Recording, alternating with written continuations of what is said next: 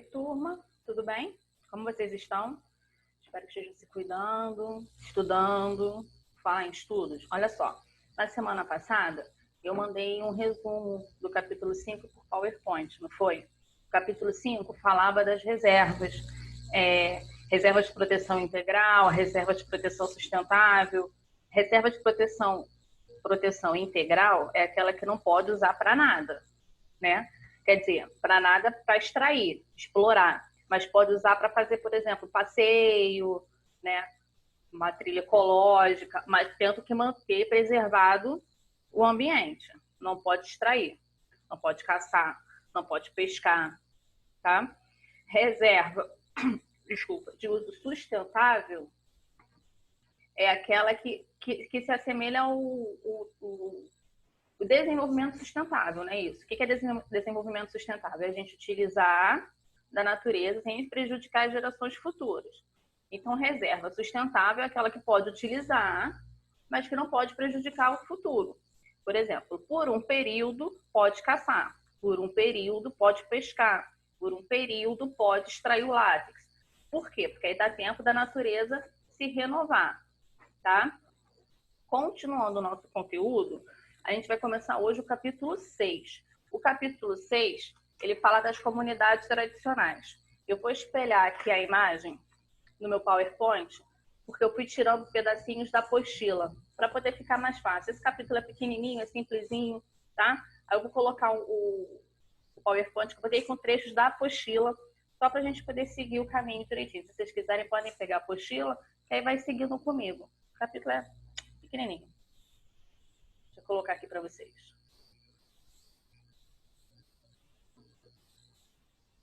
Olha lá, o início da nossa apostila. Unidade 6, né? Comunidades tradicionais. E aí tem o que são comunidades tradicionais.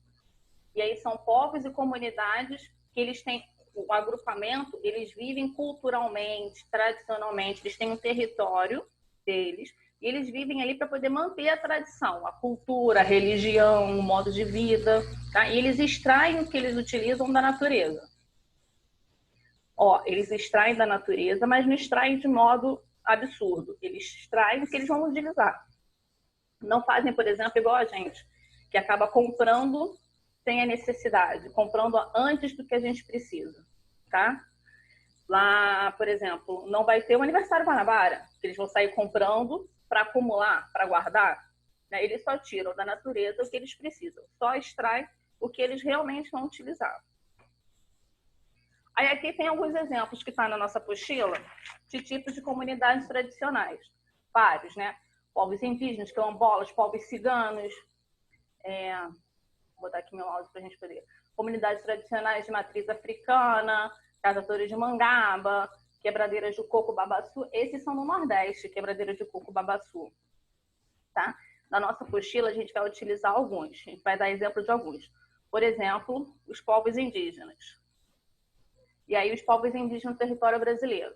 Os povos indígenas, quando os portugueses chegaram aqui, eles já existiam, né? A gente já conversou isso lá no começo do ano.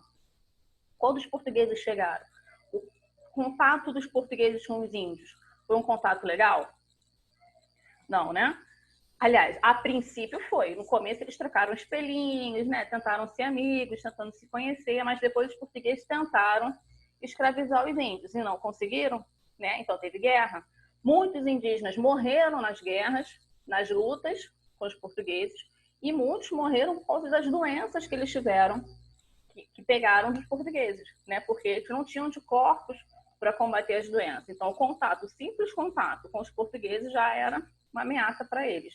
E aí aqui tem, falando sobre os portugueses, sobre os índios, desculpa, o contato.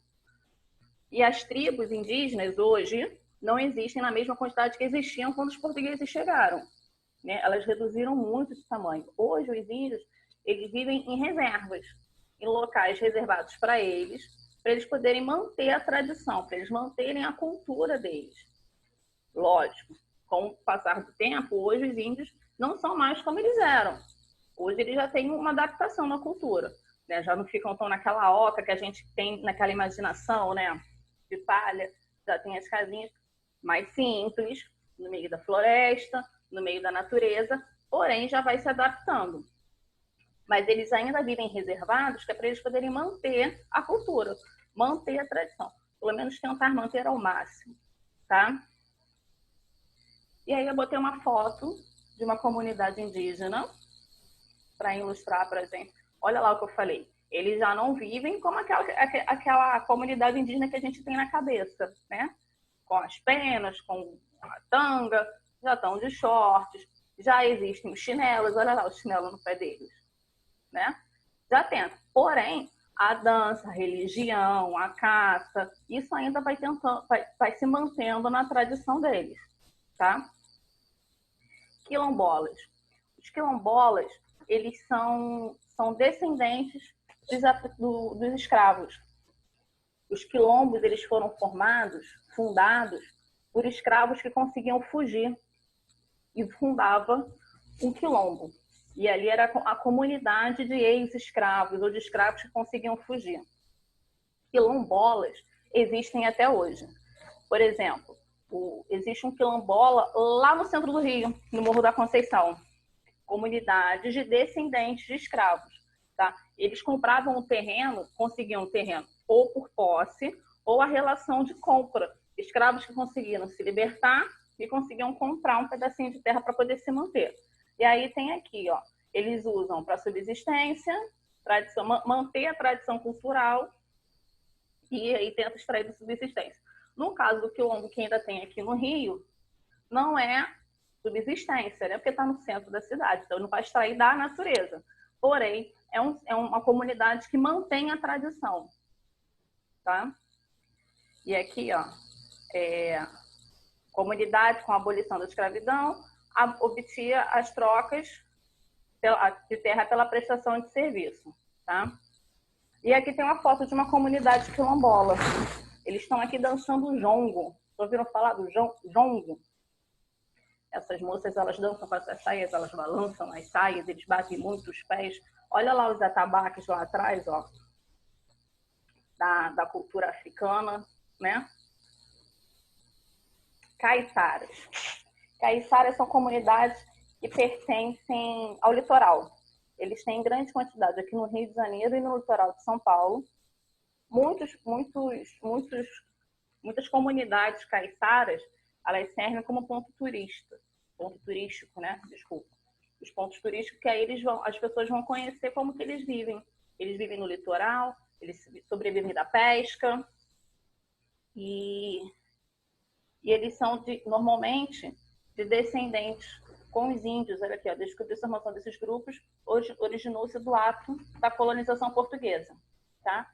Eles têm ligação com os índios e descendência portuguesa, ou seja, da mistura do português com o índio, tá? Aqui, ó, momento em que a população indígena começou a sofrer com os conflitos. Vou botar uma foto aqui, ó, de uma comunidade, e aqui no caso a comunidade, essa foto representada de uma casa, mas tem outra casinha ali no fundo, ó. O mar aqui atrás, tá escrito Eleva aqui, porque eu tirei da apostila de vocês, tá? É a mesma fotinho que tem na apostila. Os ribeirinhos são comunidades que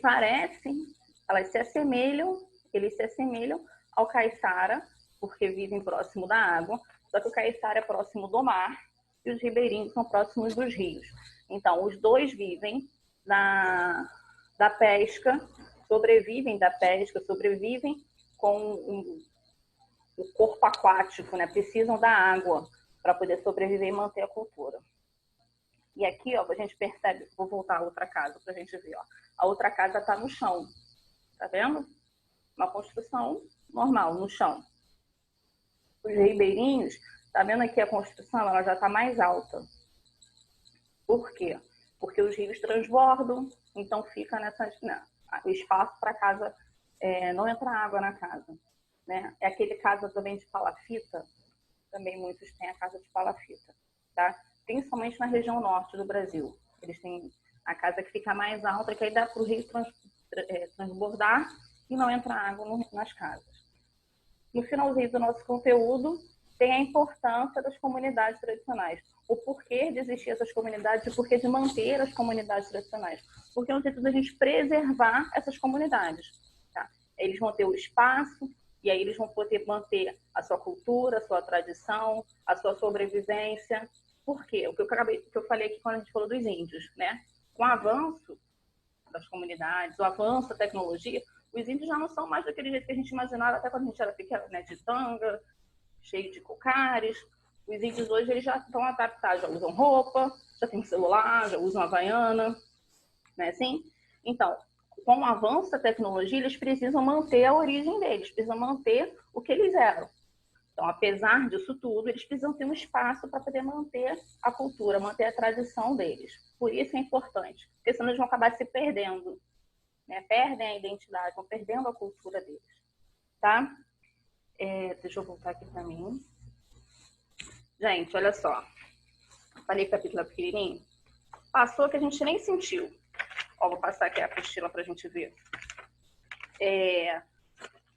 Vocês vão fazer a página 114 até a 116.